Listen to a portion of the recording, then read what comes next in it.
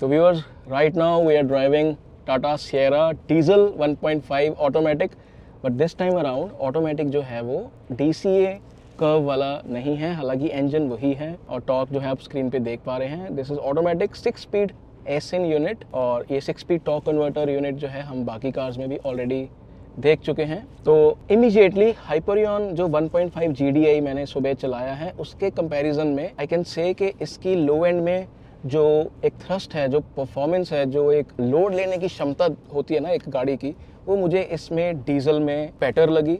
I have to से कि 1500 RPM 1600 RPM पे मैं ज़्यादा इसमें महसूस कर पा रहा हूँ कि ये जो है इसमें ज़्यादा थ्रस्ट है गाड़ी में।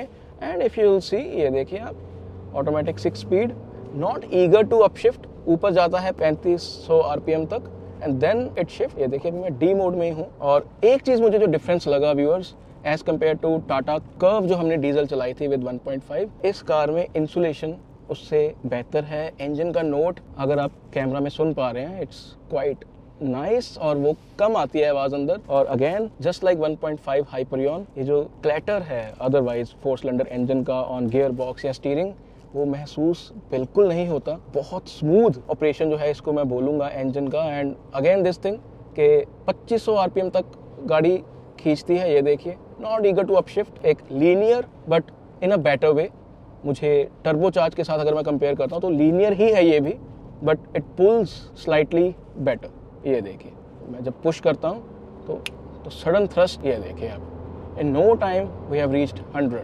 सो that sudden thrust is there, जो उसमें मैं कह रहा था कि 70% थ्रॉटल की जगह पे 100 करना होगा या स्पोर्ट्स मोड आपको यूज़ करना होगा। But with diesel because we are getting better torque, 280 के आसपास टॉर्क जो है हमें मिल रहा है इसमें। और डीजल में मैं देख रहा हूँ कि ये जो ब्लाइंड स्पॉट मॉनिटरिंग है वो स्क्रीन में ही है, तो आई अज्यूम कि उसमें सेटिंग्स में आप पेट्रोल में भी वो चीज़ कर सकते हैं। बट आई हैव टू से कि डीजल में 20% के आसपास जितना टॉर्क देखिए ज़्यादा है, उतना इसमें मज़ा भी ज़्यादा है। हालांकि आई नीड टू रिपीट कि हाइपरियन के साथ अच्छा काम किया है टाटा ने, because engine felt silent, it felt refined, but it felt kind of linear. अगर परफॉर्मेंस निकालनी है तो अगेन पैडल शिफ्टर या स्पोर्ट्स मोड। तो ये देखिए, हम भगा के देखते हैं थोड़ा सा। ये देखिए आप, ये देखिए हम पहुंच गए हैं 80। इंजन नोट सुनिए आप कितना ज़बरदस्त है। ये देखिए मज़ेदार, नो क्रूडनेस व्हाटसोएवर, 100+, मज़ेदार बिल्कुल। Torque converter with this 1.5 Tata ने अच्छा काम किया है। और ऑब्वियसली डीजल के साथ कुछ एडवांटेजेस रहती हैं। हमारे साथ मेरे पार्टनर डीजल एक्सपर्ट, जिन्होंने मुझे डीजल लवर बना के मेरे बहुत पैसे लगवा दिए हैं मेरी लेटेस्ट गाड़ी में, तो इसमें भी कुछ देखिए एडवांटेजेस रहती हैं। वो मैं चाहता हूँ कि मुनीश जी जो हैं अभी गाड़ी चला के आपके साथ डिस्कस करें, because obviously he will talk about the performance, fuel efficiency. तो I will get the right man in the driving seat. नमस्कार व्यूवर्स, और जैसे कि आप देख पा रहे हैं कि हम आए हुए हैं यहाँ पे टाटा सेरा के ड्राइव रिव्यू में। और अब मैं डीजल लवर हूँ, तो जैसे कि अभी सुंदरदीप जी ने पहले पेट्रोल चलाई थी, अब डीजल चलाई है और अब टाइम है मेरा, बिकॉज डीजल लवर हूँ और डीजल गाड़ी मिले और मैं ना चलाऊँ ऐसा हो नहीं सकता। तो सबसे पहले इनिशियल से अपने इम्प्रेशंस, गाड़ी का वॉक अराउंड करा, क्वालिटी अच्छी है, सब कुछ अच्छा है, कुछ चीज़ों को छोड़ के जो कि हम बाद में बात करेंगे। तो अभी हम प्योरली ड्राइव के ऊपर आते हैं, जिसमें कि हम पावर ट्रेन की बात करेंगे, गियर बॉक्स की बात करेंगे और ऑब्वियसली गाड़ी की चेसी। अब चेसी मैं अगर सबसे पहले बात आता हूँ, इंजन में बाद में आऊँगा। सो मैंने पेट्रोल नहीं चलाई, सो मैं डीजल पर ही हूँ सीधे। तो चेसी की बात करूँ तो मैंने अभी जस्ट थोड़ा बहुत at a speed of 60 to 70 मैंने सडन मैन्यूवर्स करके देखे थे अभी। So the body roll is well contained, there is no vertical movement बिल्कुल भी नहीं है। Steering feedback as per my liking और weighs up nicely. Slow speed पर it is giving enough feedback कि बहुत लाइट है, और जैसे जैसे मैं स्पीड स्पीक कर रहा हूँ 60 to 70, तो स्टीयरिंग उस हिसाब से प्रोग्रेसिवली वेट अप हो रहा है। चलो ये बात हुई स्टीयरिंग की। लेन डिपार्चर वार्निंग अच्छे से काम कर रहा है, मैं देख पा रहा हूँ। लेन के असिस्ट अच्छे से काम कर रहा है, बट अगर मेरे पास गाड़ी हो तो मैं स्विच ऑफ करके ही चलाऊंगा। एनीवेज गाइज, अब बात करते हैं इंजन की। सो गाइज, हर एक एंथुसियास्ट की अपनी एक सोल होती है। जैसे डीएनए है अलग पेट्रोल का, गैसोलीन का, ऐसे ही डीजल का। तो मैं डीजल का डीएनए को अच्छे से सेंस कर सकता हूँ। तो अगर मैं इस क्रायोजेट डीजल इंजन की बात करूँ, जो कि 1.5 लीटर है, 1500 सीसी, 118 PS की पावर निकालता है 4000 RPM के ऊपर। और अगर मैं टॉर्क की बात करूँ, टॉर्क में दो तरह की डिफ्रेंसिएशन है इसमें। मैनुअल में ये गाड़ी 260 Nm का टॉर्क निकालती है, और ऑटोमेटिक में जो कि हम इस टाइम एसिन सेकी का 6 स्पीड टॉर्क कन्वर्टर चला रहे हैं, तो ये गाड़ी 280 Nm का टॉर्क निकालती है। और सबसे बड़ी बात है जो कि पेट्रोल हाइपर रेन से इस गाड़ी का एडवांटेज है वो ये है कि ये जो अपना पीक टॉर्क है that is 280 Nm of torque, वो 1500 RPM से निकालना शुरू करती है, जो कि 2750 RPM तक सस्टेन करता है। मतलब जो पीक टॉर्क बैंड है इस गाड़ी के इंजन का वो है 1250 RPM। इसका मतलब क्या है, टिपिकली होता क्या है कि 1700 1750 पे पीक टॉर्क पकड़ती है गाड़ी और 2500 पे ख़त्म हो जाता है, या 1000 RPM का टॉर्क बैंड होता है। इस केस में 1250 का टॉर्क बैंड है, पीक टॉर्क बैंड। उसके बाद ऑब्वियसली हर कोई भी डीजल इंजन है वो रेड लाइन करने में खुश नहीं होता, सेम इसी का है। तो ये 2000 से लेके 2700-2800 तक बिल्कुल रिलैक्स्ड वे में चलता है, जो कि चलो एक नॉर्मल डीजल कैरेक्टरिस्टिक है। और गाइस, जैसे कि मैंने इसको स्पोर्ट्स मोड में भी गाड़ी चला रहा हूँ, ड्राइव मोड पे भी मैंने गाड़ी चलाया, बट मुझे ऐसा लगता है कि जिन लोगों के पास भी ये गाड़ी रहेगी या प्रस्पेक्टिव बायर होने वाले हैं डीजल के, वो स्पोर्ट्स मोड में चलाएंगे, बिकॉज उसी में एक अच्छे से सीमलेसली ये गाड़ी इसके पकड़ती है। अब रही बात थ्रॉटल रिस्पॉन्स की, तो थ्रॉटल रिस्पॉन्स स्पोर्ट्स मोड में अच्छा है, और 280 Nm का टॉर्क मैं ये नहीं कहूँगा कि सीमलेसली आता है, बट आई थिंक जो थ्योरेटिकल नंबर्स बताए गए हैं 1500 RPM पर, वो 1500 RPM ठीक तरह से डिलीवर हो रहे हैं। और नॉइजी है इंजन, यस, जैसे ही आप थोड़ा सा इंजन को स्ट्रेन करते हो 3000 RPM से ऊपर जाता है तो इंजन थोड़ा सा अपने जैसे स्वीट स्पॉट से बाहर निकलता है तो नॉइजी हो जाता है इंजन। बाकी अगर मैं ऐसा गाड़ी की बात करूँ, अर्गोनॉमिक्स की बात करूँ, स्टीयरिंग की रीचेबिलिटी, रेकेबिलिटी बहुत अच्छी है। मैं अपनी विद इन लाइक 1 या 1.5-2 किलोमीटर में मैं इट्स लाइक नेचुरल जेस्चर्स में आ गया मैं अपने।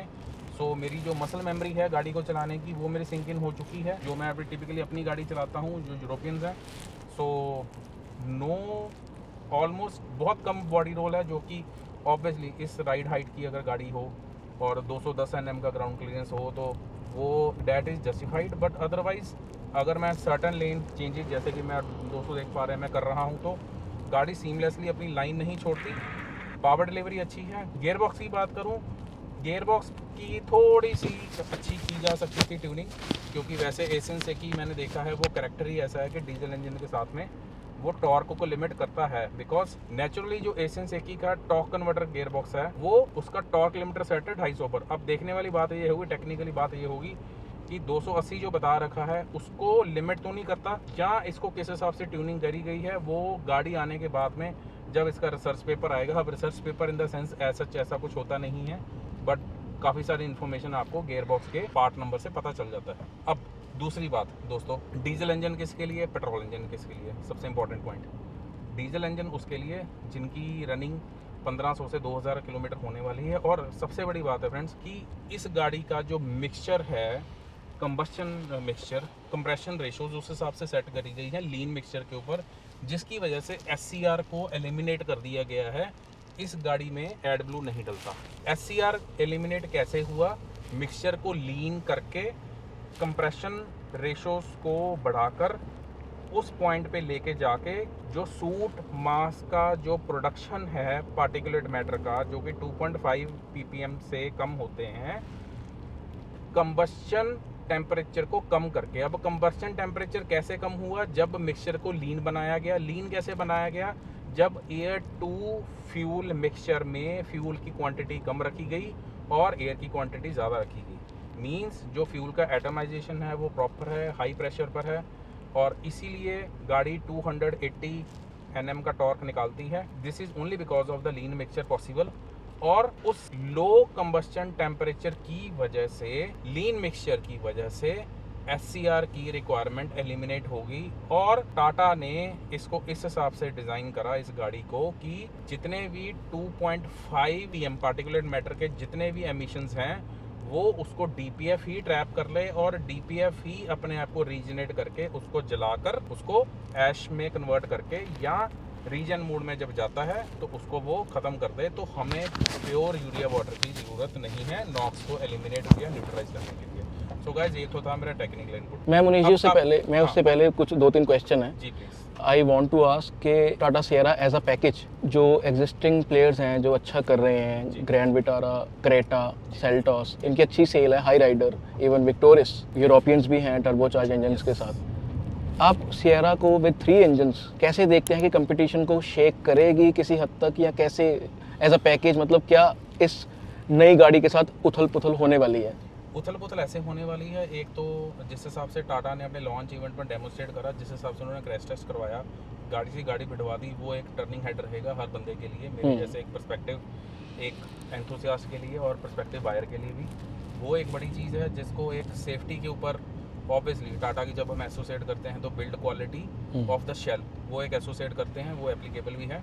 एक वो चीज़ जिसकी वजह से लोग शायद जापानीज या कोरियन से छिटके, बिल्कुल पहली बात ये है, ठीक है, क्योंकि जब सेफ्टी के मामले में आप अगर बात करते हैं, जब सेफ्टी की बात होती है तो ज़्यादातर लोग एसोसिएट करते हैं या तो यूरोपियंस के ऊपर या फिर टाटा या महिंद्रा के ऊपर। जी जी। तो वो वाला बायर जो कि सेफ्टी के लिए कंसर्न रहेगा, जो कि होना भी चाहिए हर एक बंदे को, मुझे लगता है, तो यूरोपियंस और जापानीज से वही छटकेगा, इस पर वो आएगा जो कि सेफ्टी के लिए ज़्यादा कंसर्न होगा। और अगर मैं थोड़ा बहुत, अगर मैं थ्योरेटिकली भी बात करूँ तो थ्योरेटिकली डायमेंशंस वाइज अगर मैं बात करूँ सुंदरदीप जी, व्हील बेस की बात करूँ तो व्हील बेस में 4-5 इंच का फर्क होना, बहुत लेंथ में भी 4-5 इंच का फर्क होना। और मैं ये देख पा रहा हूँ, मैंने सारी की सारी गाड़ियाँ 200 सेगमेंट में देखी हैं, किसी भी गाड़ी में, sorry no ifs and but for any brand, but जो पीछे वाली जो सीट है, हमारा सेकंड रो ऑफ सीट में बेंच की विड्थ है जो, उस बेंच की विड्थ में जो विड्थ दी गई है, मुझे लगता है कि सबसे ज़्यादा, अगर मैं 5 की 5 गाड़ियाँ अपने सेगमेंट में लगा दूं तो सबसे ज़्यादा कंफर्टेबल लोग 3 लोग पीछे इस गाड़ी में बैठेंगे, गाड़ी की विड्थ की वजह से। 1840 mm उन्होंने जो बात भी करी थी, अभी जब आप गाड़ी चला रहे थे तो मैं पीछे ही बैठा हुआ था, आज मैं सेंटर में भी बैठा, साइड में भी बैठा,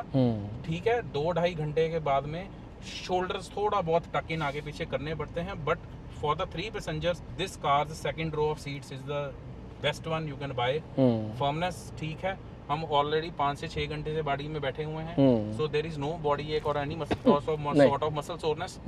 गाड़ी का कंफर्ट अच्छा है। मैंने कई गाड़ियों को देखा है, ओवर सॉफ्ट, जब सीट सॉफ्ट हो जाती है तो आपको बैक एक की प्रॉब्लम शुरू हो जाती है, सीट्स ज़्यादा फर्म हो जाती हैं तो आपको फिर ऑब्वियसली थाइज और वो सब चीज़ें वो शोर होने लग जाती है। बिल्कुल।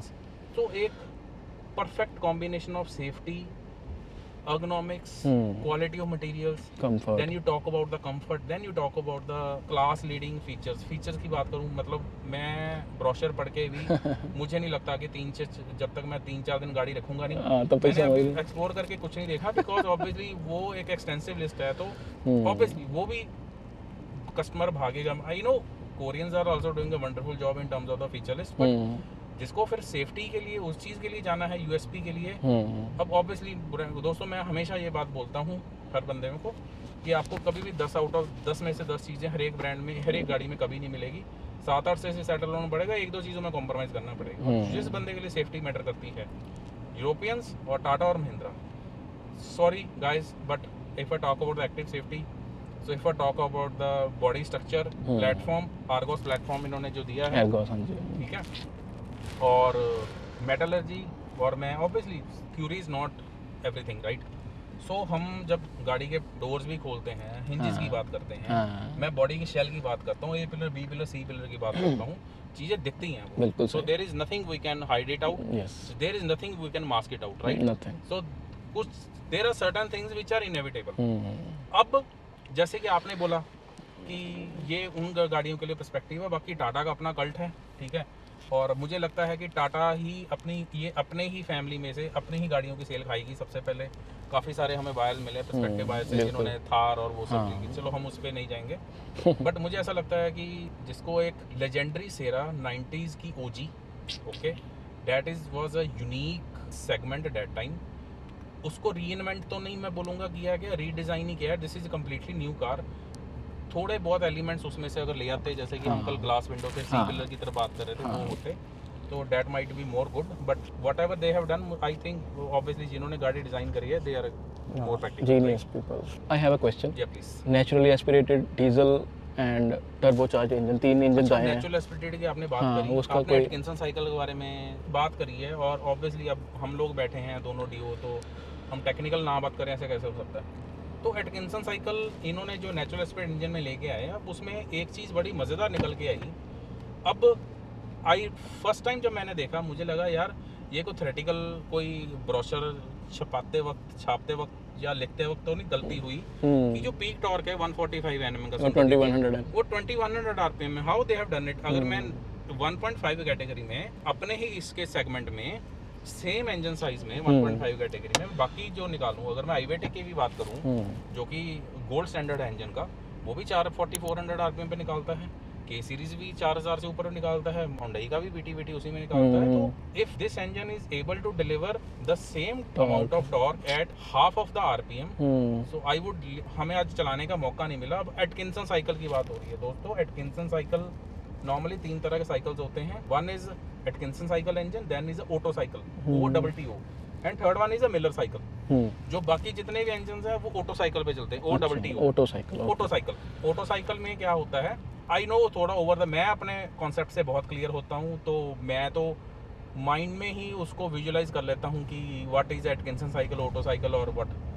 तो द पॉइंट इज कि ऑटो साइकिल जो कन्वेंशनल है उसमें वाल्व, जो इनटेक वाल्व्स हैं, एग्जॉस्ट के वाल्व्स हैं, वो एक पर्टिकुलर टाइम के लिए खुलते हैं और पर्टिकुलर टाइम के लिए बंद होते हैं। तो जो कंप्रेशन स्ट्रोक होता है कंबस्शन स्ट्रोक से पहले वाला, तो कंप्रेशन स्ट्रोक में ऑटो साइकिल में OTO, तो जो इनटेक वाल्व्स हैं वो बंद हो जाते हैं जैसे ही इनटेक वाल्व से हवा अंदर आई। एटकिंसन साइकिल ज्यादातर ये हाइब्रिड्स में आपको पाया जाएगा। एटकिंसन साइकिल में क्या होता है, जो इनटेक वाल्व्स हैं, थोड़े से जो टेक्निकल समझ पाए होंगे, तो जो कंप्रेशन साइकिल होता है, कंप्रेशन मतलब कि कंबस्शन चैम्बर में हवा भरी, अब जिस वाल्व से हवा भरी इनटेक वाल्व्स वो थोड़े ज्यादा टाइम तक खुले रहेंगे कि जब वापस पिस्टन जाने लगा तो उसी में से थोड़ी सी हवा बाहर निकल जाए।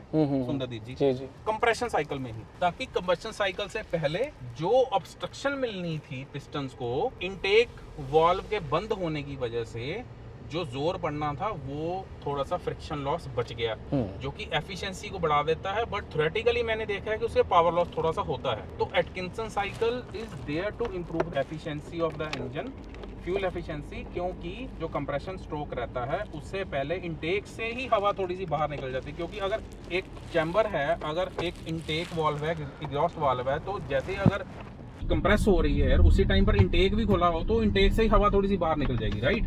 सो दिस इज एटकिंसन साइकिल।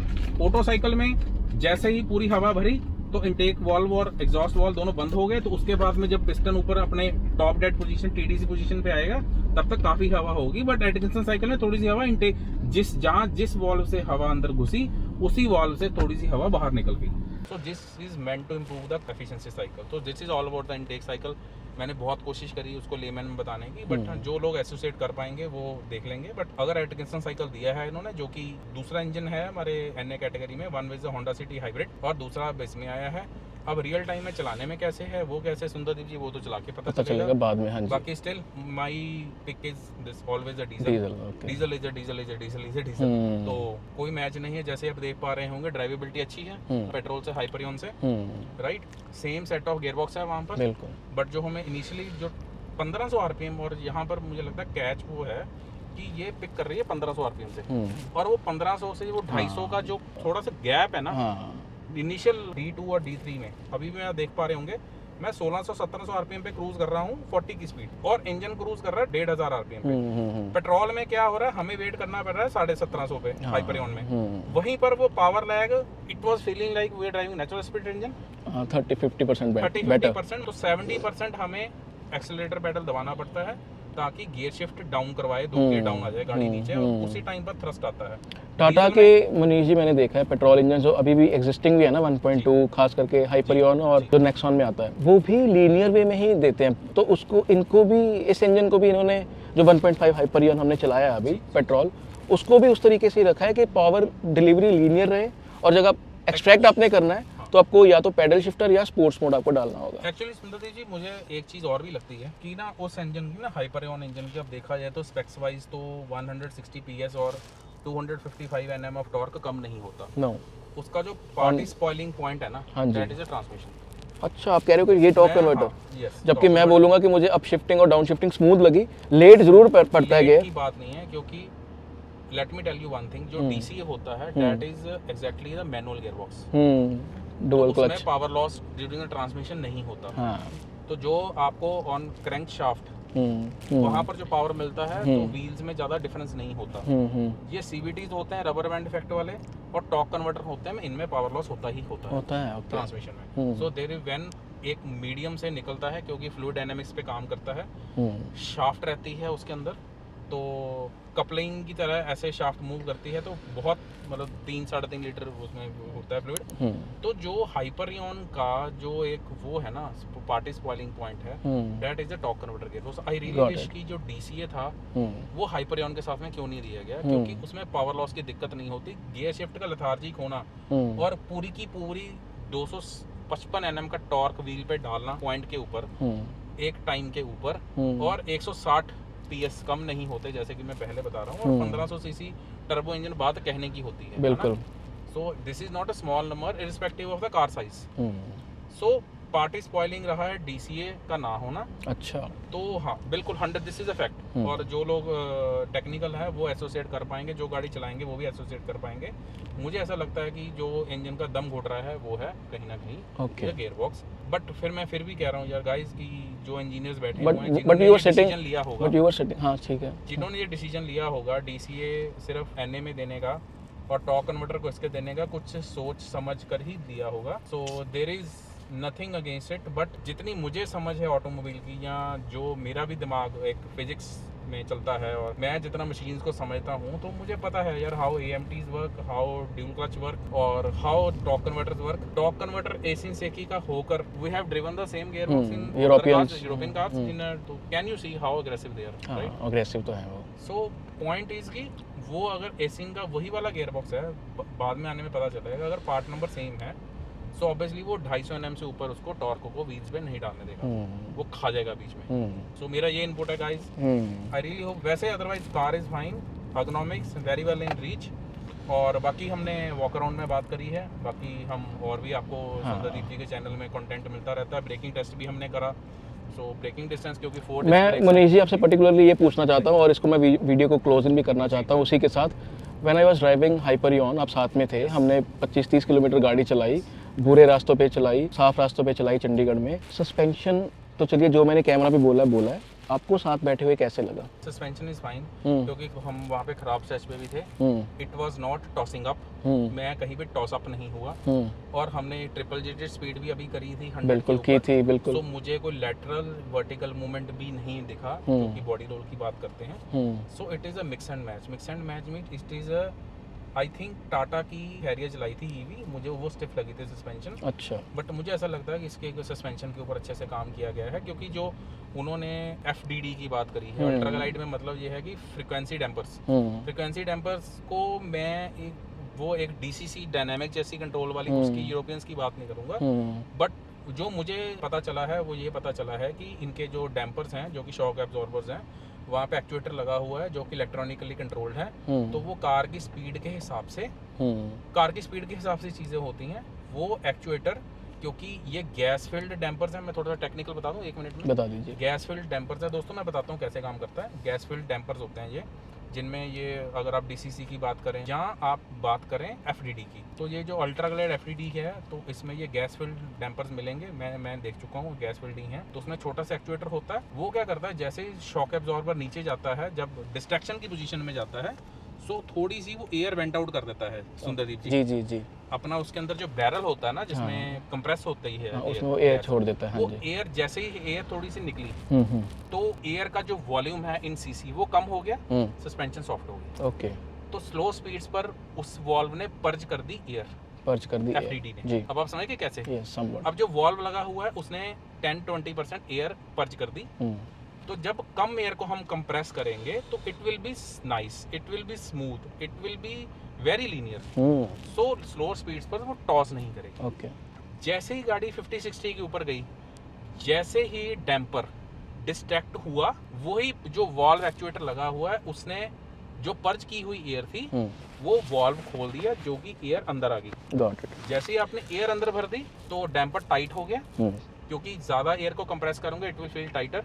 तो आफ्टर 80 की स्पीड में वो डैम्पर टाइट हो जाए। This is how DCC and air suspension, even air suspension is a different thing, उसमें बैलून्स होते हैं। बट ये जो FDD DCC टेक्नोलॉजी की बात कर रहा हूँ, ये ऐसे ही काम करते हैं। आई थिंक आपको क्लियर हो गया होगा। बिल्कुल, गॉट इट। अब आप मुंह में कम हवा भरें उसको दबाएं तो इट फील सॉफ्ट, जैसे हवा हम ज्यादा डालते हैं तो it दर्द feels होने tight. लगता है, हाँ जी। तो this is how this FDDs ultra glide suspension और DCC suspension, I think point is clear. Absolutely. तो व्यूअर्स, आई होप आपको जो आपने टर्बोचार्ज्ड इंजन का भी रिव्यू देखा और मुनीश जी के साथ मेरे साथ डीजल का भी रिव्यू देखा, आपको हेल्पफुल होगा डिसीजन मेकिंग में।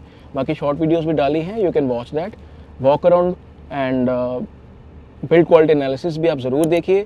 Keep supporting, visit wallclub.com। Munish ji से कंसल्टेशन लेनी है तो that service is also there. Channel को सब्सक्राइब ज़रूर कीजिए, लाइक ज़रूर कीजिए दोस्तों। आप लाइक कम करते हो यार, कमेंट्स ज़्यादा करते हो, तो वो भी कर दीजिए। कोई क्यूरेटेड कार रिक्वायरमेंट्स की वीडियोस अगर आपने देखनी है तो आप चैनल ज्वाइन करके वो भी देख सकते हैं। एक बात मैं बताना चाहता हाँ हूँ, जी। हेडलैम्प्स का थ्रो बहुत अच्छा लगा मुझे। Okay, in the at the night you check. हाँ, नाइट व्यू ओके, में सुबह जब हमने गाड़ी निकाली थी मुझे लगता है 5 या लूमेन से ज्यादा ही रहेगा। वो हम 1 चलिए, किलोमीटर वो भी करेंगे, वो वॉक अराउंड में भी हाँ, व्यूअर्स walk around में कवर करेंगे, करते हैं। बाकी इट्स अ नाइस कार। चलिए viewers, keep supporting, keep loving, thank you so much.